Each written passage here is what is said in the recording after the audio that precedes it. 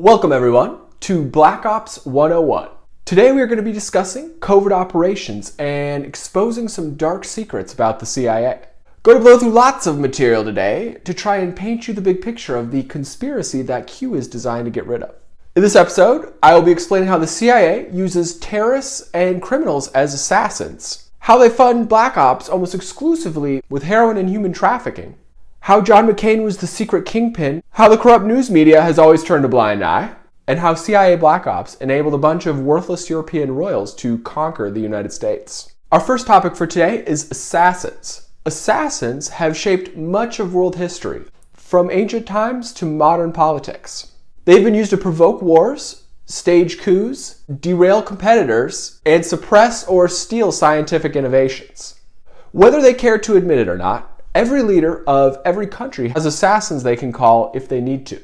But no one has more assassins than the CIA and MI6. The first thing any assassin needs to be successful is a good cover or good disguise. Freemasonry is one of the oldest forms of cover for assassins.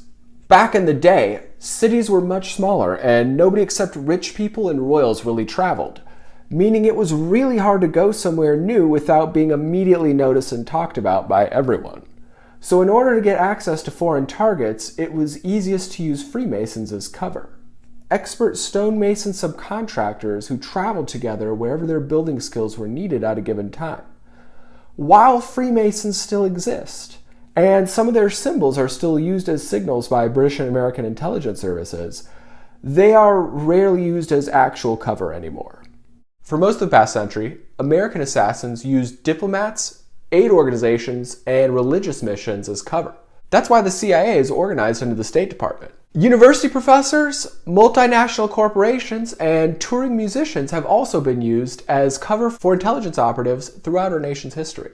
But with the advent of smartphones, social media, HD video surveillance, and AI, these covers have become nearly impossible to pull off. That's why intel agencies have shifted to indirect assassination methods, like using terrorists, gangs, mass shooters, and acts of God. Indirect assassination methods have been around for a long time, but they were usually only used in sensitive cases. Like the anarchists who provoked World War I by killing Archduke Ferdinand, and the iceberg, quote-unquote, that took down the Titanic, killing several business moguls that were impeding the establishment of the corrupt U.S. Federal Reserve.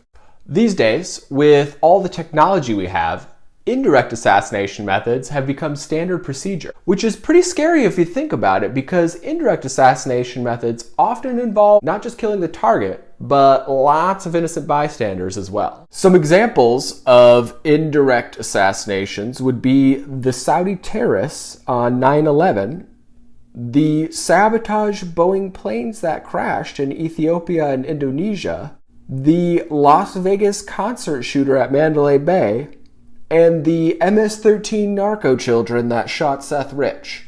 All are examples of meticulously planned intelligence ops, not just random tragic events they are officially described to be.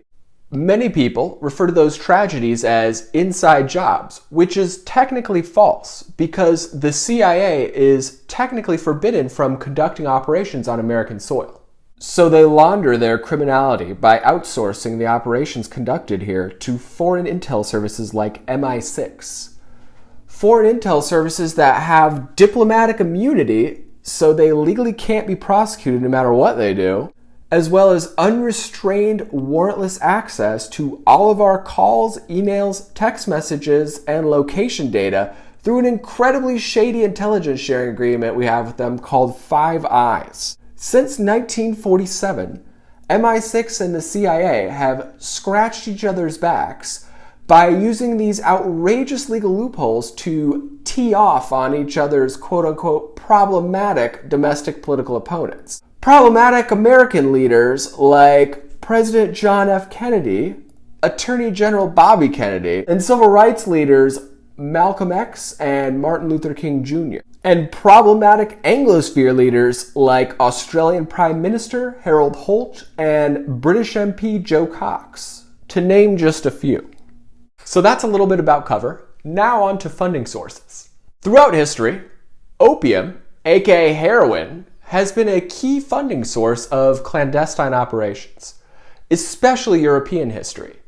Over the past few hundred years, House Wettin, the medieval royal bloodline that secretly controls the world, has used opium and human trafficking to finance their brutal imperial endeavors. Their use of opium as a weapon of war goes back to the days of the pirates of the Caribbean, when there was an intense rivalry going between Britain and Spain for dominance of the Americas. In the 1500s, the original Queen Elizabeth was feeling left behind, so she authorized a practice called privateering, which essentially is a legal version of piracy where she would use private mercenaries to attack and plunder Spanish treasure ships carrying gold back from the Americas. It was a way for Queen Elizabeth to get a piece of the action without provoking a full-scale war with Spain, who was way bigger and badder than them at the time. During this period, British operatives pioneered many of the clandestine tactics and networks they ultimately used to become the preeminent world superpower they became in the 1800s. Tactics such as using opium, aka heroin, and human trafficking to fund pirate colonies throughout the Caribbean to keep the money flowing when there weren't Spanish ships to attack. The name MI6 comes from this time period. It's short for Marine Intelligence Unit 666, which at the time was a cheeky Satanism reference, clowning on the Spanish conquistadors' pretense of brutally colonizing America so they could bring the native peoples to God. The British had a mantra of pioneers take the arrows, settlers take the land. So they would often let other imperial powers go places first and bear the tremendous upfront costs of building colonial outposts before sending their spies and assassins to hijack them by force. Later on, after they defeated the Spanish Armada, the British reorganized their savage horde of pirates into the East India Company, which they then used as the primary vehicle of their ruthless imperialism for the next several hundred years. At its peak, the British East India Company had a private army of about 260,000 men, roughly twice the size of the British Army, and they dominated opium and slave trafficking worldwide. It served as the tip of the British military spear, directly ruling over India for over 100 years and eventually going to war with China for trying to outlaw their heroin dealing. Twice, as a matter of fact. The Chinese government still cites the opium wars to this day whenever they're called out for selling fentanyl to Mexican drug cartels. Heroin dealing is such a staple of British power that they use a poppy pin instead of a yellow ribbon to honor their dead soldiers. Poppies are the flower that heroin is derived from. The British royals claim that the poppy was adopted after World War I because it symbolized the flowers that grew in the fields after the battles took place.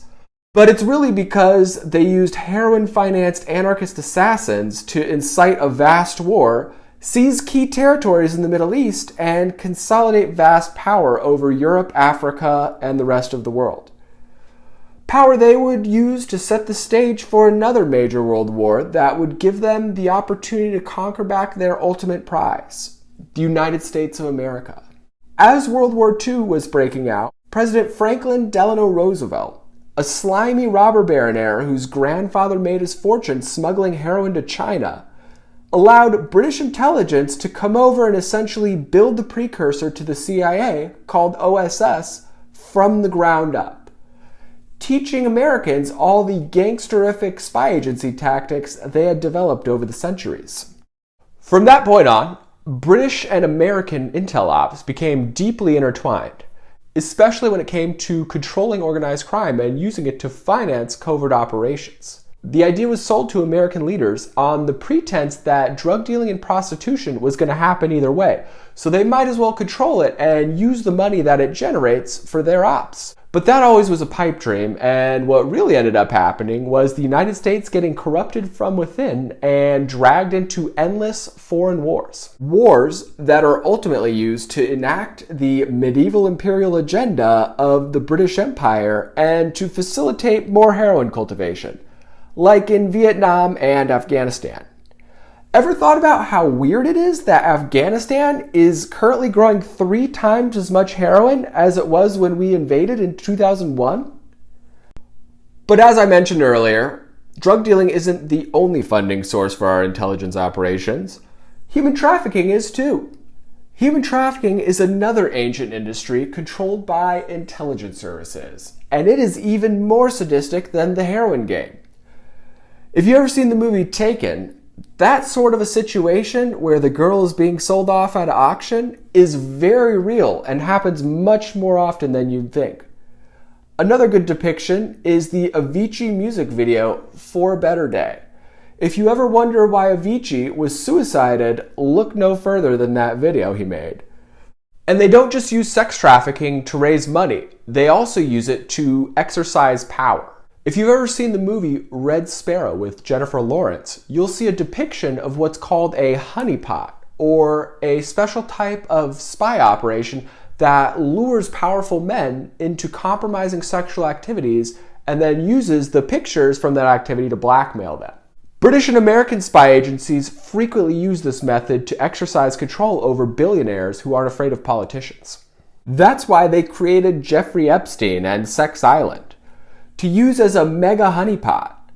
Epstein would get rich and powerful people to have sex with children so he could get compromising photos on them and own them for life. That's why Robert Mueller stepped in and got him off with a slap on the wrist when Acosta tried to prosecute him in Florida. Because as the documents clearly state, Epstein belonged to intelligence. Pretty crazy, right?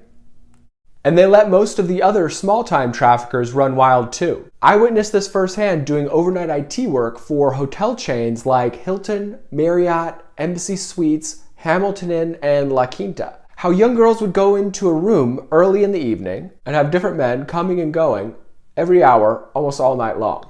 And how major hotel chains and local police brazenly look the other way as child sex trafficking is happening right under their noses. When I brought it up with one of the governor's top officials, how people in power are turning a blind eye to corruption, he shrugged and said everyone does that, Republicans and Democrats. And he's not wrong, unfortunately. That ridiculous attitude is why the website Backpage was created and launched in Arizona. Backpage was essentially a giant Craigslist for prostitutes that operated on a worldwide scale. Backpage turbocharged our human trafficking problem, enriching criminal gangs and their CIA overlords in the process. It made pimping so easy that their only problem was what to do with all that money they were making. Which brings me to how I originally discovered the CIA's gangbanging racket, through its money laundering ops here in Arizona. Several of whom are my customers, businesses I sold point-of-sale systems to. Turns out I have lots of friends in common with the guy who was the CIA's head gangbanger. Someone you might recognize. If you've ever seen the TV show Scandal, there's a shadowy covert intelligence agency called B6, which is an artistic rendition of the real thing called D6, the covert paramilitary wing of the CIA. Both in the show and in real life, the guy who runs covert operations is called Command and doesn't answer to anyone, not even the president. The purpose of the command role in real life was to organize black ops around an admiral, a top military leader that would be able to operate on 30 to 40-year time horizons as opposed to a series of presidents who operate on 4 to 8. Admiralty law in the military was created before a time of instantaneous communications, so it gives Navy admirals legal authority to order strikes without pre-approval from the president. It was intended to be used for situations where an enemy surprise attacks and the admiral needs to order an immediate response to avoid catastrophe. But over the years, it turned into a corrupt loophole used to order assassinations, with or without the consent of the elected president. Command also functions as a very important PR figurehead. All of the CIA mockingbirds in the mainstream media echo Command talking points verbatim, manufacturing the public consent they need to perpetuate their racket regime change wars.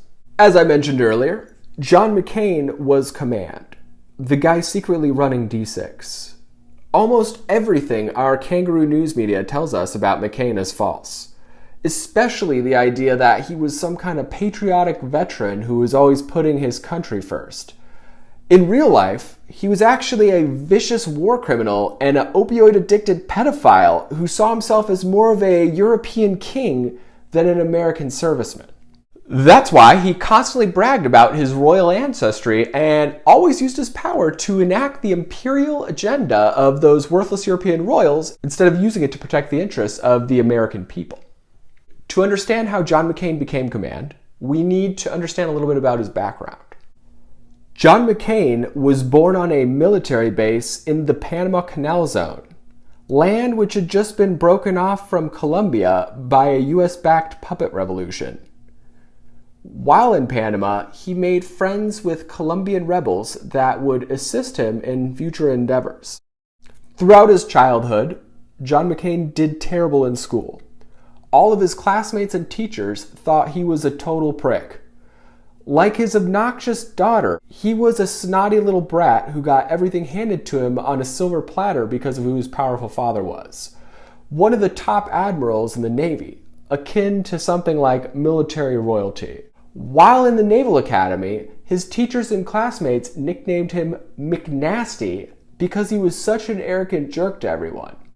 He graduated almost last in his class, and the only reason he wasn't expelled is because his father was an admiral and could keep getting him out of trouble. After graduating, he bounced around in a few roles before deciding to become a fighter pilot. While he was training, he crashed 3 separate military jets, all due to pilot error. The first was off the coast of Texas. The second was in Spain when he was trying to showboat and accidentally took out a power line, causing a major power outage and sparking a major international incident. The third one was one of the military training jets his corrupt admiral father would let him use for personal weekend joyrides to see girlfriends and sporting events in other states. The McCain family perfectly epitomizes the insane nepotism corrupting our military. Any other pilot would have been grounded after one crash, but John was untouchable because his father was an admiral. On his very first deployment, John recklessly caused a major fire on the deck of the USS Forrestal that killed 134 of his fellow seamen.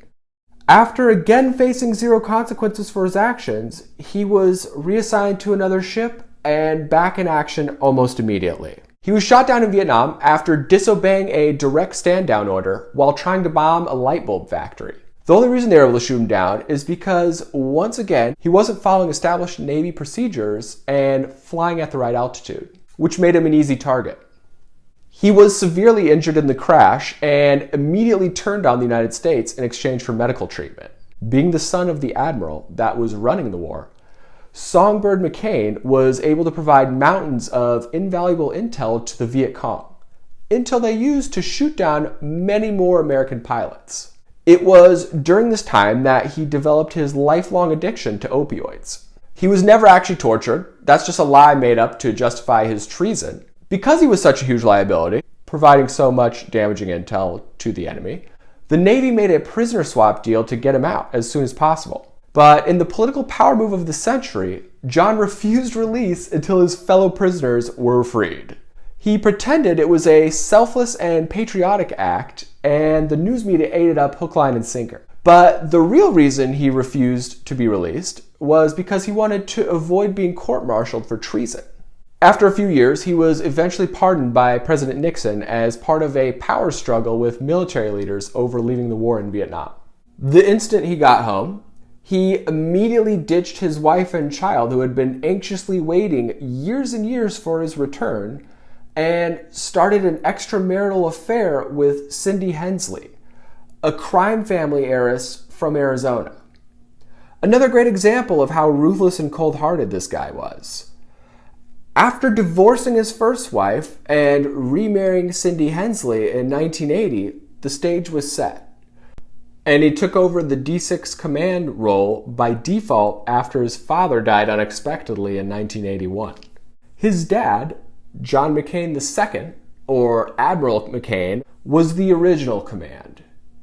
Admiral McCain originally got the job when the OSS was restructured into the CIA in 1947 because he ran the Navy Signals Intelligence base in Italy after the war. At the time, the Navy was who ran all U.S. signals intelligence, so the CIA had to work through them to facilitate their spying and gangbanging. Admiral McCain, along with some of his other insanely corrupt admiral friends, were some of the first naive buffoons to buy into the idea of a new world order.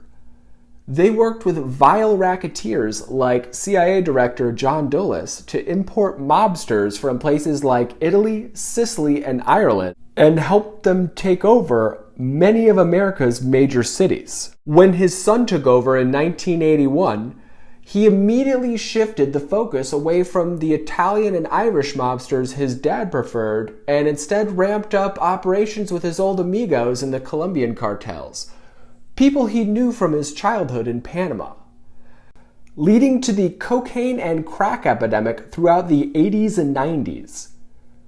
He also ingratiated himself with the crime families of Arizona, like Charles Keating, and got himself into Congress by taking over the seat held by John Jacob Rhodes, the sketchy MI6 double agent who helped swift-boat President Nixon for leaving the war in Vietnam. After a couple of terms in Congress, he took over the Senate seat of another Nixon-sniping MI6 00 gangster named Barry Goldwater. Rhodes and Goldwater were the worthless, fake do-gooding rhinos of their day. Being in Congress provided John McCain the access and legal immunities he needed to run D6 efficiently. Another thing that really helped was the partnership he made with the Clintons that provided them assassins and saboteurs to cover for their corruption in exchange for favorable coverage in the media mafia he needed to cover for his corruption. This secret partnership enabled them to sell us out while enriching themselves with racket charities funded primarily by foreign robber barons. The Saudis, the Soroses, and the Rothschilds, aka the Eye, ushering in an unprecedented worldwide era of wanton corruption and sadistic violence. From El Salvador to Libya to Syria to Ukraine to Kyrgyzstan, John McCain sowed chaos, degeneracy, and violence everywhere he went. Especially out here in Arizona. Arizona is still very much the Wild West. Marauding Depression-era crime families operate with virtual impunity here to this very day. Families like the Hensleys, John McCain's in-laws who control commercial alcohol distribution, and families like the Bashas, who run a prominent local grocery store chain started in the 1930s. A huge amount of the drug and human trafficking happening in the United States today is facilitated directly by the Hensleys, Bashas, McCains, and their cartel partners like El Mayo, El Chapo, and the Los Salazar family who runs Sonora. Drug laws are aggressively enforced in Arizona, but anyone operating under the McCain Associates umbrella, aka the CIA umbrella, gets a free pass. Because if they do get caught, the corrupt FBI Phoenix field office will call and order local law enforcement to stand down. The FBI can even stand down other federal agencies like the Border Patrol. One call is all it takes. They can also force Border Patrol to release anyone they catch or hand over any evidence that they collect. And it's perfectly legal because the FBI, by law, has jurisdictional supremacy over everything.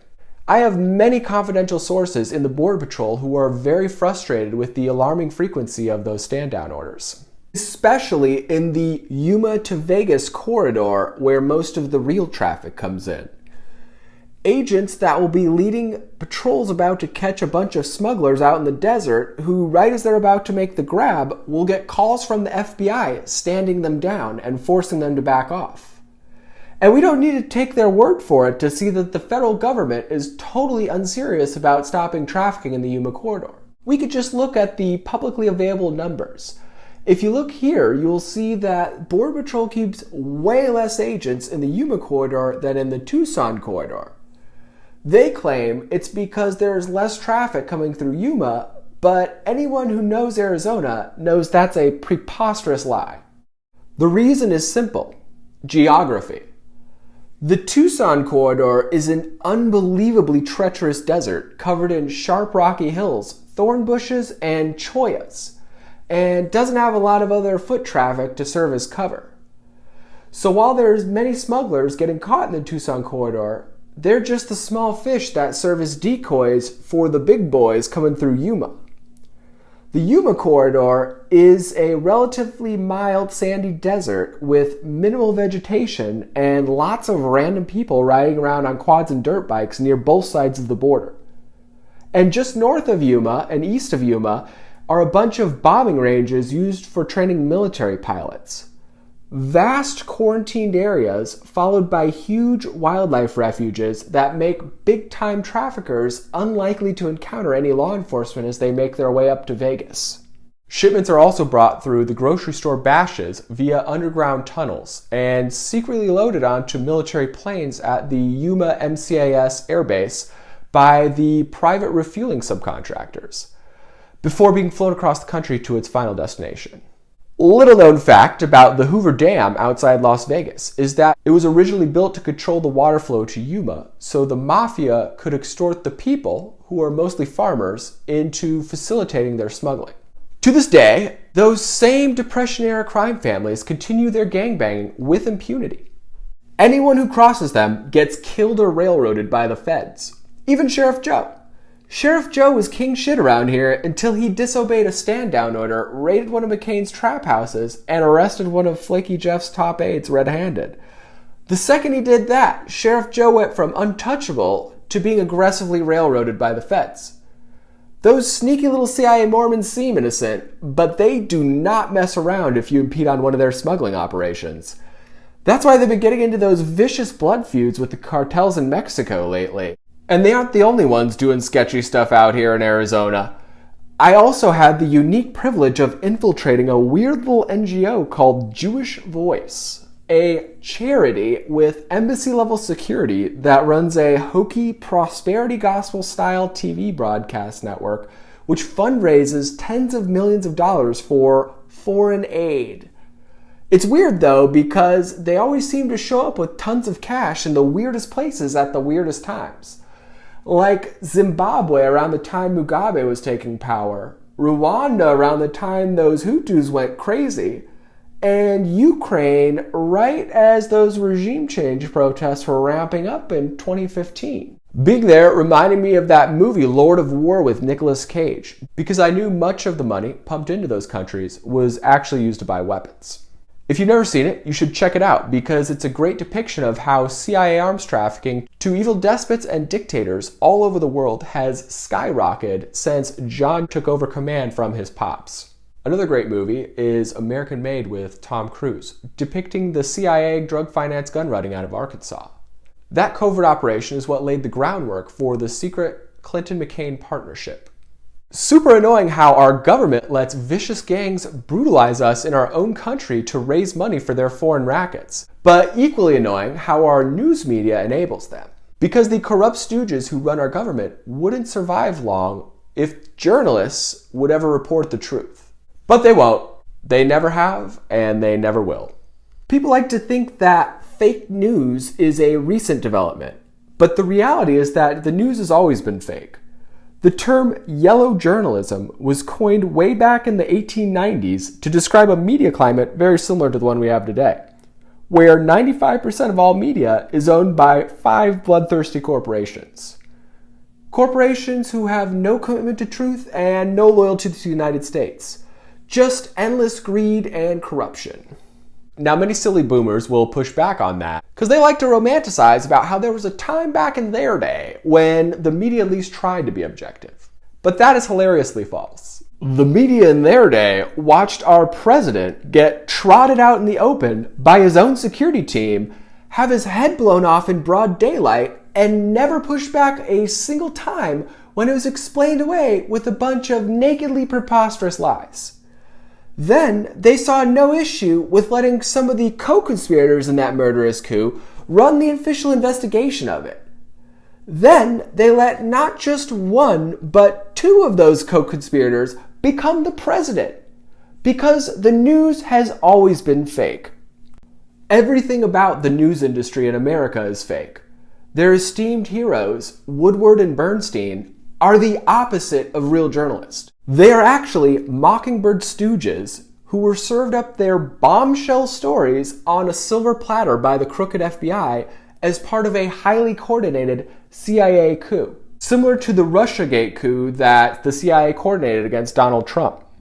Their top journalism award, called the Pulitzer Prize, was created by Columbia University after a bloodthirsty robber baron gave them millions of dollars to create a journalism school in his corrupt image. The kangaroo news media is a big part of the reason we had to do QAnon this way. Because if we didn't, the media's reputation might have survived intact, which would leave us vulnerable to more evil politicians in the future.